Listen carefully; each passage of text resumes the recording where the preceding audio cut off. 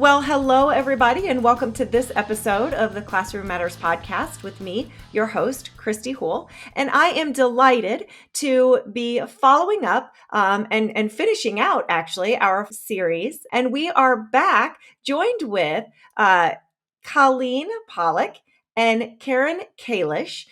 Karen is the founder of the Homeworks organization, and Colleen is the CEO of the Homeworks organization. And in the last episode, we had the pleasure of talking with Colleen about homeworks and how attendance and parent engagement and parent involvement is really a key component of not only what students and children and parents are experiencing all across the nation, but specifically with the Homeworks organization. So today on this episode, we are back and we are really going to focus this episode on the topics of attendance, academics, behavior, and really how all of those three things come together for the whole experience of education and what the Homeworks organization is doing with children and families. So, Karen and Colleen, welcome back. Thank you for being with us again. Thank you for this opportunity. Yeah, thank you for having us. Yeah. So I'm excited. So the first thing I want to say to our listeners is if you haven't had a chance to watch or listen or both, because they are both video and audio, please go back and take a quick listen and watch it. It's really full of information, not just for what the Homeworks Association and organization is doing, but really helpful information for education in general for parents and teachers and students and everyone involved in a child's education. So today, this is really about that critical relationship. Yes. Between school and home, parent and teacher. Yeah, and absolutely. How important they are to each other. Yeah. So Karen, why don't we dive in? And I want you to really talk about attendance, academics, behavior. So what's some of the research and statistics on how these areas connect and the importance of each one? Well, first I have to sort of jump to the balcony and say that the four things, the classroom behavior, the attendance, academics, and the relationship between school and home, those are the goals, the mission statements of Homeworks, the Teacher Home Visit Program. We want to, or Homeworks aims to improve attendance, which we will dive into because it's crucial. You don't come to school, you're going to learn other things, but not the stuff that's at school. If you are not behaving in the classroom, it takes time away from everybody else learning. If mom and dad, grandma are not in touch with the teacher, they really don't know all the things they could be doing at home. And achievement, academic achievement, is crucial for them to be coming to school ready to learn, be on or above grade level, graduate on time, and go on to college or some other post-secondary education, because not everybody needs to go to college, can go to college, even wants to go to college. And that's great because we do need plumbers, electricians, and people in the military and police and fire. So, but they have to do something after high school to be able to really be a productive member of society, put food on the table, etc. But it starts at home with those relationships. We always bring up academic achievement after last because it doesn't jump ahead. It takes a few years of coming to school every single day, of behaving in class, of mom, dad, grandma, to being involved in their education, and then academic achievement goes up. It takes several years. It doesn't happen overnight. So they're all related to the success of the child. Mm-hmm. And Colleen, would you add anything to that? Yeah, I would just say that one of the things that we have going for us with Homeworks is that there are many other organizations in the country that are doing some really good work that we partner with and we can learn from and in these different areas. And one of those being Attendance Works, that Karen has had a really great relationship over the years. And they have done some really rigorous research specifically into attendance and its impact on students going forward. And they have found that students who have absenteeism issues in those early years, talking about kindergarten, first grade, second grade, they are those students who are not performing in high school. And so it is so critical that we get mom, dad, grandma involved and engaged early. That's where homeworks comes in. That's why we're starting at pre-K, so that the parents know the importance, like Karen said, of having their child come to school every day ready to learn, so that we don't see those negative outcomes for those students many, many years down the road just because they weren't there in those early years. Yeah. Yeah. And something that I'm thinking about as I'm listening to both you and Karen are, you talked about the importance of, parents getting their students to school. And so what kind of impact or what kind of message do you think that sends to the children as they get older if their parents don't feel that being in attendance is at school is important? Does that send a certain message to the child as they get into the older grades? You just answered the question, Christy. Yeah, It is a absolutely. huge message that school is not that important. But I think we need to talk about some of the reasons that kids are staying home. I had to have 105 fever and be, on deathbed to not be able to go to school. You went to school, period. It was expected. But in some of our families, um, they've missed the bus, and mom, dad, grandma do not have a car, and there's no way to get to school. So they just stay home all day. Or one of them has an appointment and they'll bring them home, the mom, dad, grandma, after school is over, and no one would be there to meet the kids. And so they just keep the kids out, not all by any means, but some keep the kids out of school all day so they can go to the appointment with them and then all come home together. So some of these reasons that the kids are staying home are not the reasons that many of us went to school. And so we really have to have that trust and that relationship with the home to be able to talk about the importance of going to school every single day and on time. Many come late. They overslept. The alarm clock didn't go off. Mom got home at 2 o'clock in the morning from her third job, and then they come late and they've missed an enormous amount. So it's a really complicated, sort of just very an area that we really have to look at and build the trust and the relationship to get mom, dad, grandma to realize how important it is to come to school all day, every day. Hmm. Yeah. Yeah. Christy, and as Karen was talking, I was just thinking back to our last session when we talked about how parents are a child's first teacher and their greatest advocate. And kids are always taking their cues from their parents, no matter their age. And so the way that whatever the parent's attitude is towards school, their kids are often going to adopt that attitude. And if they have a this is important, this is a priority attitude, then kids are going to adopt that. And I think also what's important in this conversation is thinking about the difference between truancy and absenteeism, and that those are two different things, and parents often don't understand that. And that's part of what Karen's getting to, and why these are us in homeworks, building these relationships between school and home and increasing communication is so important. Because some parents think that if I just call in or say like, oh, it's okay, or send a note that they weren't there, then that's okay, it's an excused absence and it's fine. But what we know is that everything kids are learning, especially in these critical younger years, are building upon each other, right? You can't learn how to subtract if you don't know how to add, right? And so if kids aren't there in the classroom learning those critical foundational skills, especially in those subjects like math and reading, everyone listening to this podcast knows it's going to make it even harder for them to progress throughout those years of school. Yeah. And Karen, you mentioned a couple of things and Colleen, you just sort of finished those thoughts. And I want to ask you, you talked about trust, having trusting relationships with the families, and then also the difference between absenteeism and truism. So my question then would be, how do you have those conversations with parents? And I know that it's helped with your organization because you've already built good relationships, but I know teachers are listening or administrators are listening and saying, yeah, we have parents bringing their children in to school late or not bringing them in at all. And we know why the reasons are, and they're not really adequate reasons, but I don't know how to start that conversation with a parent without offending them.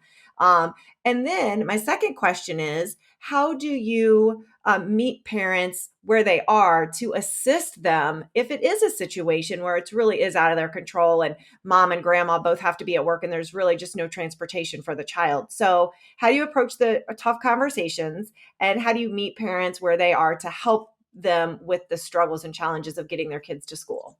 Well, I want to give kudos to Colleen for this first thing because she started something this year, which was having positive interactions between school and home, parent and teacher, before school even starts.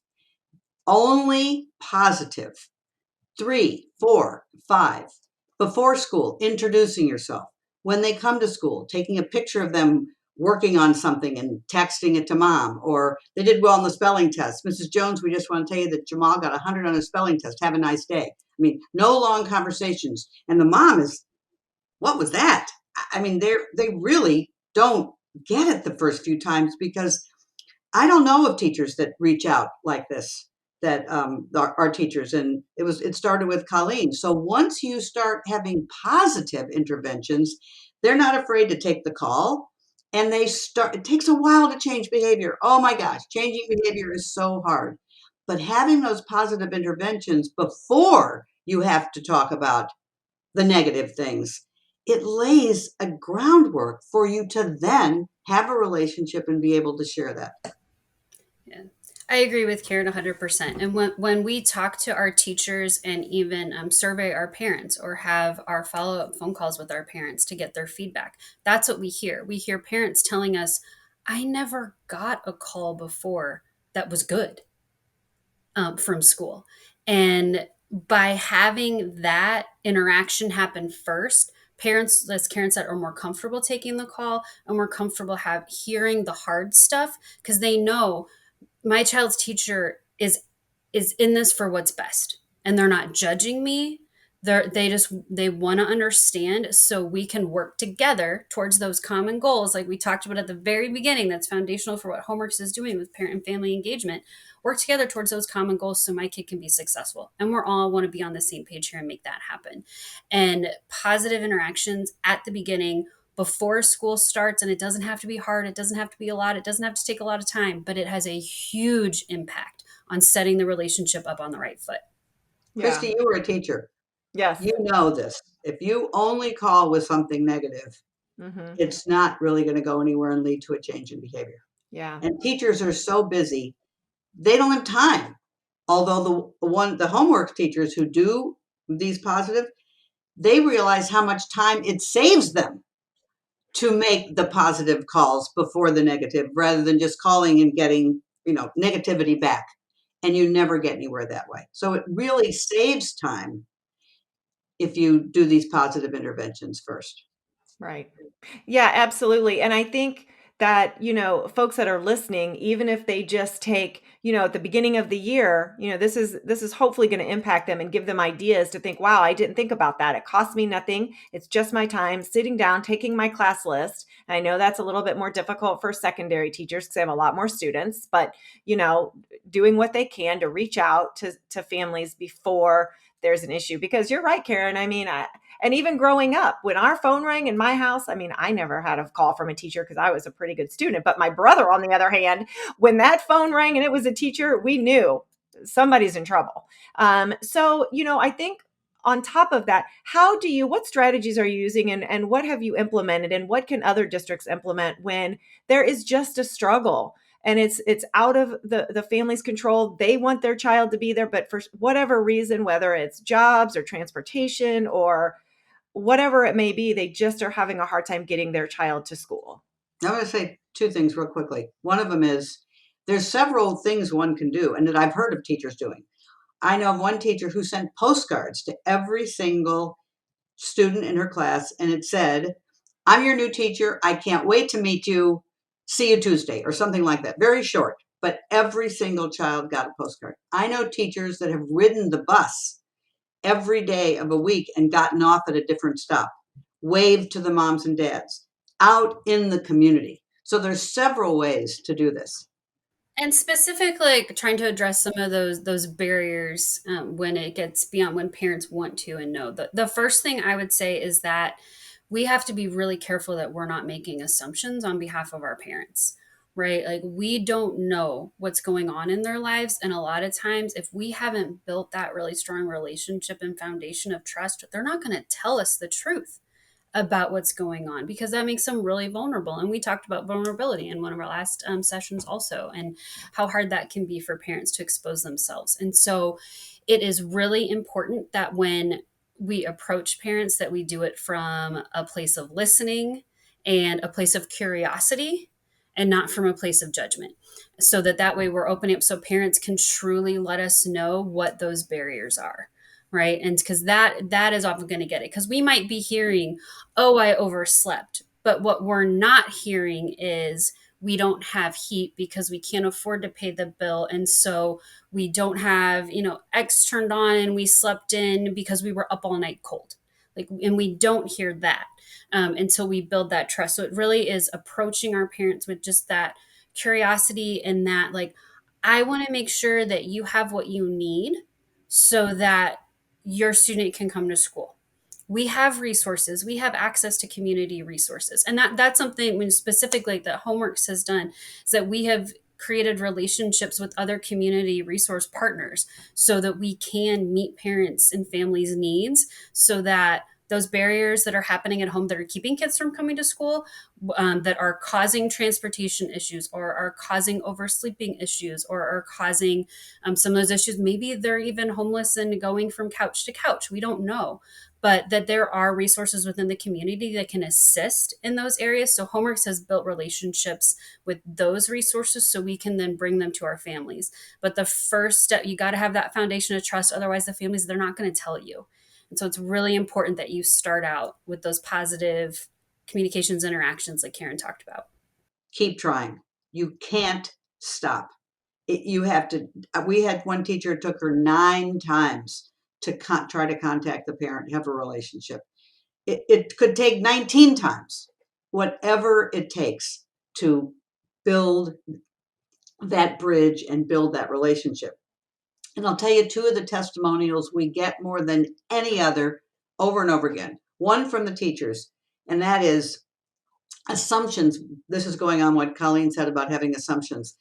Teachers have assumptions about parents. Those parents don't blah, blah. Those parents fill in the blank. It's usually negative.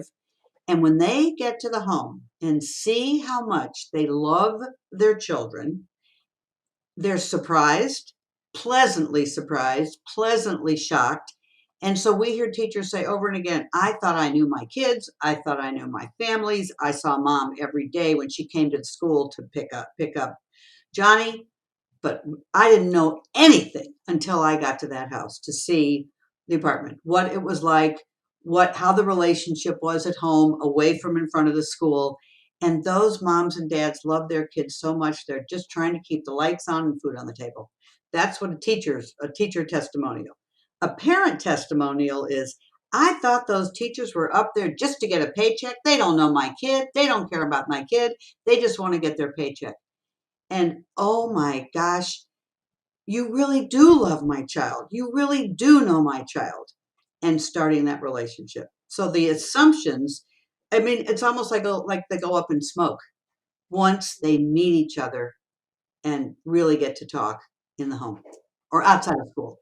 And I think that that is something that just me getting to know both of you over the last 2 months since we've been doing these episodes together, me getting to know more about the Homeworks organization, it is really truly a relationship between the Homeworks organization and the parents and the students, and it really is a true partnership of just getting down to the basic human need element and being there for one another without judgment, without expectations that can't be met. So it's really refreshing to see that instead of sort of dismissing the issues or blaming parents for issues, you're really trying to meet them where they are because you have their best interest and their children's best interests at heart for their kids' attendance and behavior and academics, all these things that we're talking about.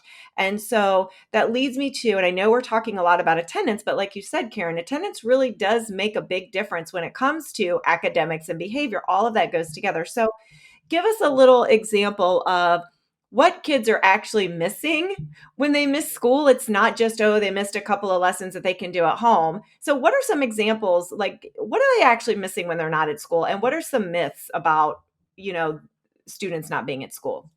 Before Colleen answers that, I just want to tell you, you use 3 words that are really important to homeworks: blame and shame. And we have no blame, no shame. And that is in the training, that no blaming of parents, no shaming of parents, ever, ever. That doesn't work.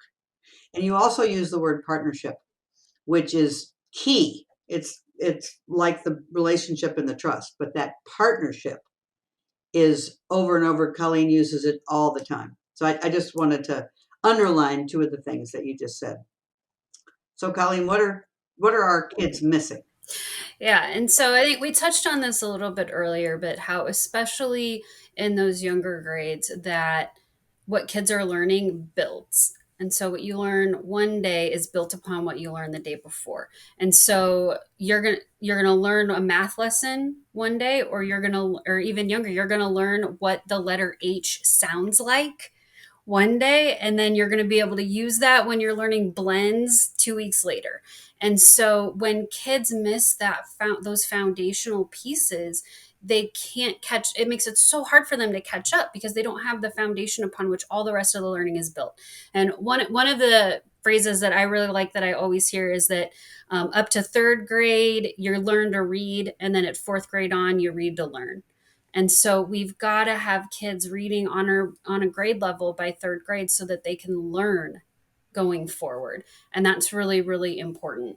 In addition to the academics, though, we all know, especially those of us, I'm a parent who had a kid who was learning virtually for, a year during the pandemic. That social piece that she missed from being able to be in school with friends, learning how to share, learning how to communicate, learning how to be just like a good citizen with others and cooperate is so important that kids learn in school. And they miss that when they can't be there in person consistently. When they're forming groups and forming teams and working on projects together, they miss those critical pieces, which are so important, we know, in the workforce later on. And so building those muscles when kids are young about cooperation and teamwork is really important and can only happen when they're together at school.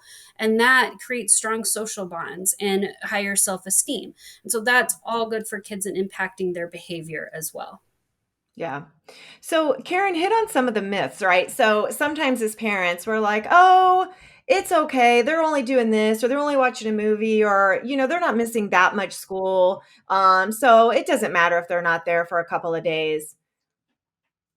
Go. What do you say to those things? Well, I think that the teachers, we suggest often that sometimes that the teachers take to the home visit, or, well, I'll get to the or in a minute, examples, not from their classroom, but examples of writing of a 1st grader in the 3rd month, of what it could look like. And then the child's, again, in the home and just between them, not ever in front of other people. So the mom can really compare where the child should be and where the child is. We also do attendance bar charts and show how many days that the children have missed. And there's a number across the bottom, never a name. But we show mom, your kid has missed 11 days, and she can see the whole classroom. And some have missed none, and some have missed 2 or 4. But mom can see that their child has missed a lot. So often a comparison of where the child could or should be is powerful. But again, it's going to be building of the trust and the relationship before you can ever approach this. And that's hard because not only our moms, many of our moms, dads, grandmas did not have a good time in school. They did not enjoy school. Their parents didn't come. They have not been made to feel welcome in either this school or other schools they've been to. So there's just so many things affecting this relationship and then moving the child forward, because no one read to their kids or to the mom, dad, grandma, because their parents were working. So there's so many things going on, but every change comes out of trust and relationship. And this sounds a little hokey, but change happens at the speed of trust. I would just really like to bolster what Karen said about the importance of breaking down perceptions. And this goes to some of what you're talking about before, how teachers can have assumptions about families. Parents have assumptions about school too. Christy, like you were talking about, oh, it's just a couple days, it doesn't matter. And talking about other organizations that we're able to partner with and learn from, there's a national organization called Learning Heroes that surveys parents nationally every year, and they ask parents about their perceptions of where their child is and how successful they're doing when it comes to grade level, and they ask teachers the same thing. And in the most recent survey, when parents were asked if their children were on grade level, 92% of parents said yes. And when teachers were asked that question, 44% said yes. So there is a huge disconnect between where parents think their child is being successful and where teachers know that the child is performing. And so when we break down those barriers and increase communication and increase trust between school and home, we can turn on those light bulbs for parents to be like, yes, your daughter is amazing and wonderful, and she's such a good friend and a delight to have in the classroom, and she's reading a grade level behind. And this is what we can do together to get her caught up and have those conversations, because most parents don't realize that their child is not where they should be. I'll give you sort of a tragic example, actually. And it's right here in St. Louis. There was a charter school that started, and it was a block from a public school. And the charter school did a great job of getting the kids to leave the public school and come to the charter school. The charter school was committed to being honest with the parents and telling them where their children were academically, with math, with reading, and where they were, what level they were on. And it was a shock to the parents being told the truth. And some of those parents were so angry that they put them back in the public school where they weren't achieving. And the charter was trying to bring them up and work with mom, dad, but they were so angry that that they were being told the truth, not at the school that had kept them low, but at being told the truth. They just yanked them out and put them right back in the public school. Couldn't handle the truth. And that's why the trust is so important first, right? You can't dive into the hard stuff right away. And that's why, like with us, when we work with our schools to build their capacity to more effectively engage with families, we start with trust and relationship building before you get to the hard stuff, because that's why it's going to be the most effective.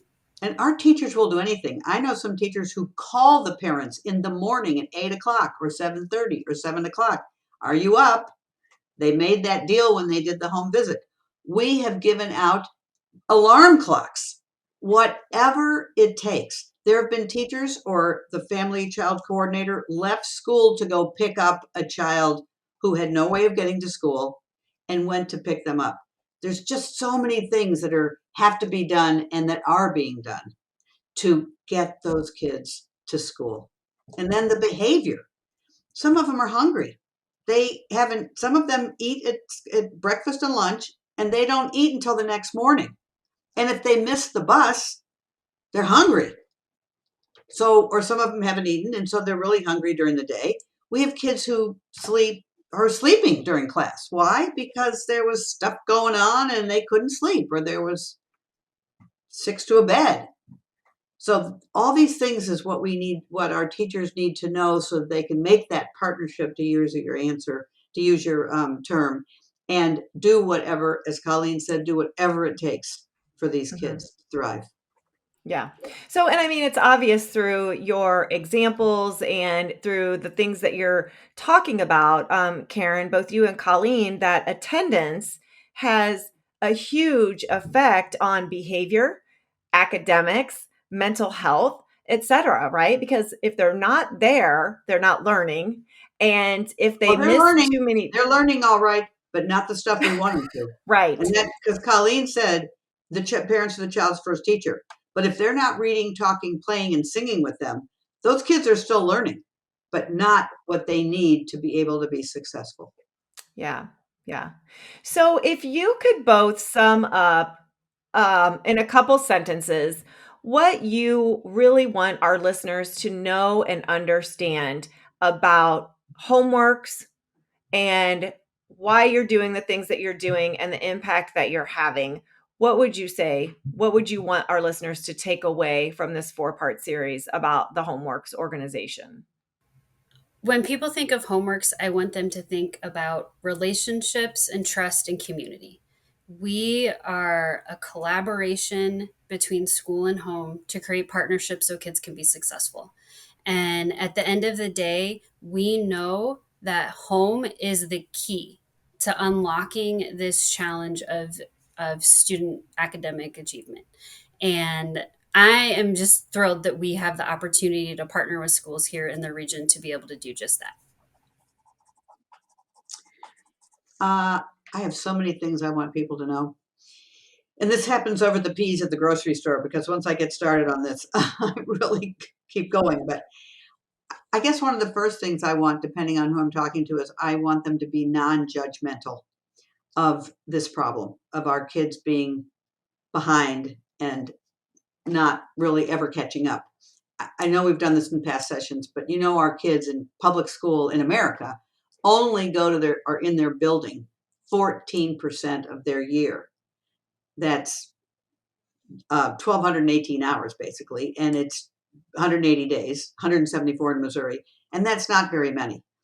And so there's all these people who are very judgmental about this. Well, why can't they be doing this? Or why can't they be doing that? And just so judgmental. And I want people to really listen to this and know about this and not be judgmental. And instead of being judgmental, to dig in, find a school, find a principal who you know, and ask for a kid and go once a week, twice a week, and read with that kid, be with that kid. That's what I want people to know, how critical this work is, that we're the only ones doing it in this whole entire region, but how important it is for our region to have these kids. We need them in our workforce. We need them to be productive members and not enter the school to prison pipeline. So I know that's a whole lot, but it's sort of all related too. Mm-hmm. Well, I'm really hopeful, and I know that the folks that are listening and have had an opportunity to listen to all 4 sessions that we've done in this 4-part series will be enlightened and inspired and excited about the work that you're doing, and that will hopefully impact them in the work that they're doing in some way, shape, or form. So, Karen, Kalish, thank No, you so much. one more thing. I Oh, just go have ahead, to say Karen. that Yep. anyone listening who would like to help, besides reading, could make a donation to Homeworks. And if you just go online to Homeworks or Teacher Home Visit, there's a little button that says donate, because we pay all the teachers who make visits. We pay for the training. We pay for the evaluation. We pay for the dinners at school when parents come and learn what's going on in the classroom. And the budget's $1 million, but that's what it takes to get our kids ready to be successful. So if anybody wants to donate, we would love it. Well, thank you. I'm glad that you brought that up. And Colleen, thank you so much as well for being with us. We've done a lot together. And so I know that people will be able to find you guys, reach out to you if they want to donate, as Karen mentioned, or if they just want to contact you and get support. I know that you are there for that reason, and you're more than willing to help anyone that reaches out to you. So thank you both so much for all the time that you've spent. Thank you for letting us share this important work. Yeah, Really I love great. it. I think that what you're doing is amazing. So if people We can't do get in too. touch with you, get in touch with me and I'll get you in touch with them, because the connections have to be made. So thank you both so much. And hopefully we'll be back and hear from you guys again soon on how everything's going over the next couple years. And until then, this is Christy Houle signing out for this episode of the Classroom Matters podcast.